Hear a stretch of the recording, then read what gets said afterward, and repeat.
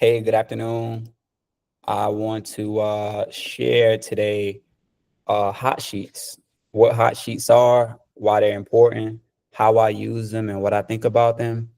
And I think it's a very useful tool to put in your toolkit. And yeah, let's start. All right, so just on the FMLS, the homepage. I think after you go to the matrix and hit the home page, you got hot sheets right here.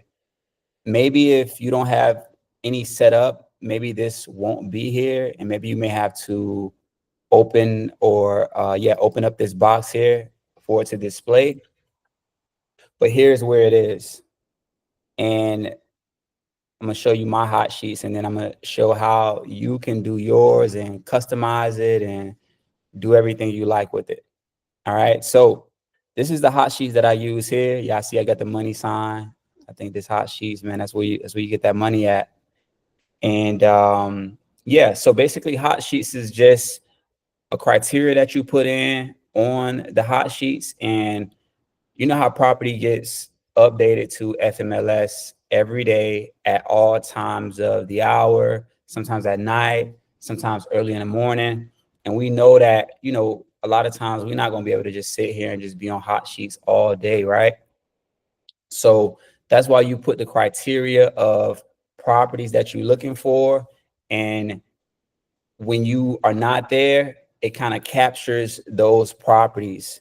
Whatever you put, whatever areas, whatever listing type, whether it's price decrease. I know you see here new listing, back on market, price decrease. These are all things that you want to catch. And being that we're not robots and we just don't sit here all day, that's the importance of hot sheets. It captures all that information for us and make sure that we don't miss nothing, right? So yeah, you want to be, at the right place, right time. When a price decrease on a property, that's usually a good time when people are, considering dropping the price, maybe even lower. And you want to be there to make sure that you one of the first people to reach out to that lead and initiate the conversation to possibly get that house under contract, right? So it just allows you to keep up with everything, any change that happens with the property. It allows you to be quick as well. So that's really a lot of times what this game is about too. That I think the saying is the only thing better than a cash offer is a fast offer. So you want to be quick when they make those different changes, or even when they just first put a property on FMLS. You want to be quick. You want to be one of the first people to reach out to the real estate agent. And yeah, it just helps you stay ahead of the competition, that we have. There's a lot of competition in this real estate game. So you want to kind of, do everything that you can to make sure that you one step ahead, right? And I think one of the biggest things for me is it increases the deal volume that we all have, right? So sometimes when we out looking for property every day, I mean, maybe, if you're not doing the right things, I guess it could be a struggle, but sometimes it's slower than others, right? But with hot sheets, you stay with a constant flow of leads every single day, right? And the more deal volume that you have, that's the more opportunities you have. That's the more deals that we can get sold. And yeah, that's more income from you, more market presence for you, more connections that you make, every offer that you send out, every call that you make to, these agents here. It's a win-win for you. And I think that's the biggest thing why I like it, the deal flow. It keeps it every day. So if you set out to send out 5 offers a day, you should never have a problem sending out those 5 offers if you got your hot sheet set up every day. Today is Martin Luther King Day, for instance. So it's 22 properties, new properties that fit my criteria that got uploaded today. But typically, it could be anywhere from 70 to 110, So that's plenty of properties for you to check out and, have an opportunity to offer on, a lead to put into your database and send out an offer, right? All right, so, and this is how it looks here.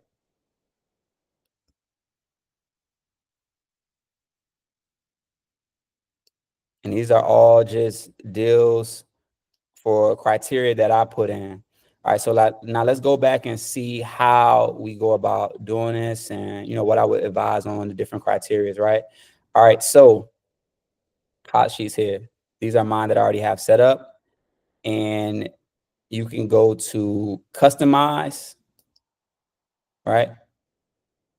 And you can add, you know, a new hot sheet, right?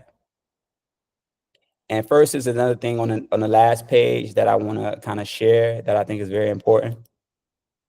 All right, so here, right here where you got 24 hours, this is how often the hot sheet update, right? I say you should do 24 hours every day.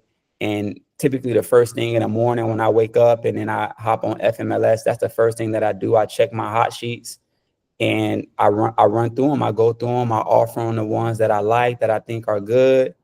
And that kind of keeps me going. A few offers already out first thing in the morning. So I say put 24 hours. You can do yeah, I don't know, 24 hours in today seem like the same thing. But you got 3 days, 7 days, or you can just customize it and kind of do whatever you want. Or you can do new only, which is fine, but I think it's a lot more out there other than new only that will be important to us looking for investment properties, right? All right, so this is how we do it. Leave that 24 hours. That's what I would suggest. Of course, you can do anything you like. And then I go to customize. All right, so I want to add a new one. And that's the great thing about it. You could do anything that you like, right? You got residential income, you got residential lease, you got land deals. So say for instance, if you have an investor that's looking for land, you could put in a hot sheet for land. Talk to him about the criteria, see what criteria he like, what area he looking for, and you can put all that information in. So as soon as a open plot of land comes up and it fits that criteria, it's going to be on your hot sheet. And all you got to do is just check it. It's going to be right there for you within the last 24 hours and you good to go. You won't miss anything. And that just makes you a better real estate agent or real estate professional for the investors that you work with. You want to do that for them and make sure that you keeping your ear to the streets. All right, so let's do residential for now. And also, I'm not sure if everybody knows what this means, but residential lease is, the actual rental rate. So say, for instance, somebody lists a property and they rented it out for $2,000 a month, right? That's where this right here would show up at. The residential income, though, is, duplex, triplex, quad, and those are, where you buy it outright, not renting it out or leasing it. So that's the two difference between residential income and residential lease.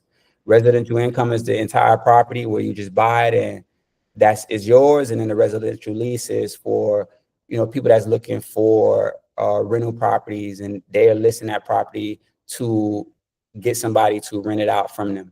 And then the land self-explanatory, and then you got the commercial side. All right, so the residential is, single family residential. What we're looking for, typically, I have some residential income hot sheets as well, but let's start off with residential. All right, name, put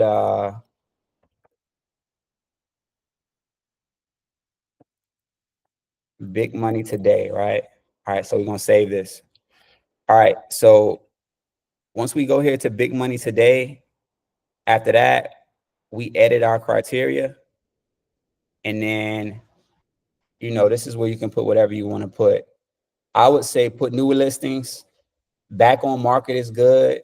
When a house goes back on market and that property has bounced back for whatever reason, a lot of times the seller, they got down to the last, I don't know, week or whatever it may be, or maybe they got out of due diligence. And a lot of times they ready to wrap it up. They thought that they were gonna have a close day at a certain date and it didn't happen. And a lot of times they ready to just get it over with. So sometimes that's when you can kind of, swoop in and have a offer that's, lower than their list price, and get that property. You want to get price decrease as well. Same thing. When they decrease in the price, shows a little motivation, and that's what we want to see. That's when that's properties that we want to see, and we want to make sure that we work on those. Price increase, not so much. I don't see why. I wouldn't really put that. Pending, nah, not even that either. Hold, I would say no on that too. I would say withdrawn though is good. A lot of times it's just the property didn't sell and the expiration date on the listing has expired. But a lot of times those agents still have contact with that seller. So, you see a property withdrawn, you can still, send an offer. And a lot of times that agent still has contact with that seller, and, you'll get it to the seller. Close, no. Well, you know what? I take that back. Sorry about that, y'all. Withdrawn is not what I mentioned. What I said earlier was expired, right? Withdrawn is just for whatever reason they decided to take the property off of FMLS because of, you know, maybe they thought they was ready to sell. Maybe the tenant isn't moving out and not cooperating. So they just feel like it's better to withdraw it and maybe list it at another time. Expired though, that's what I kind of touched on earlier, where, a lot the listing just expired, and yeah, they didn't get an offer maybe that they wanted, or maybe they didn't get many offers. And when it's expired, I think that's a good time to, still send that offer out to the agent that's listed there. And, there's a good chance that still could get to the seller. They probably, wanting to get some offers in on those properties. And that's the reason why it expired, because they didn't get, an offer that worked, or maybe they didn't get many offers, right? Coming soon, I think coming soon is good too. So I will mark off coming soon as well. And, just put you in a better position when, a property about to come, you can see it before it kind of hits the market, and you good, you give them a call and you make it happen, right? Maybe you get it before it even lists if you have a good number for them. All right, so counties, of course, any county that you have interest in. Let's do all of the major counties. We got DeKalb, we got Fulton County, Cobb, Gwinnett, right? I will put damn near every county that I could think of. Why not? All right. So you don't miss nothing. We don't want to miss nothing, right? Nothing at all. And then the price point, we're looking for investment property. So I say somewhere safe where, typically a lot of stuff gonna be investment properties is what? 300. Maybe we may get some retail deals in some of the lower cost neighborhoods, but we'll take that. It's not a biggie. All right. So I put 300 and residential property right here. Make sure to put residential attached. I mean, you can put, well, no, you should put residential detached for sure, but also you can put residential attached too, which is townhomes and condominiums and stuff. And a lot of times those make good investment properties too. I've sold a good amount of townhomes to people. Okay, so yeah, and that's it. That's what I would do there. And also, if you want to kind of, get more in depth with it so that you make sure everything that comes across is, uh, you know, a property that you can renovate, an investment, check out here where you have the property condition, right here.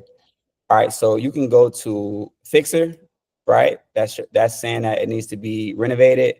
To be built, it's probably like a land or maybe a tear down. You can do resell, because this could be whatever. This could be somebody bought the property and then they just reselling it. They didn't do anything to it, right? So I would click on all these three here. And you can do new construction too. Well, you know what? Nah, I take that back. New construction is something that's already finished, right? Under construction, maybe. Well, no, not even under construction, because a lot of times that's somebody who they come in with a new construction, but they listen it a little early to get eyes on it before it actually becomes available and is a new construction. This is just kind of like the pre-listing category. All right, so save. Once we do that, resale to be built, fixer.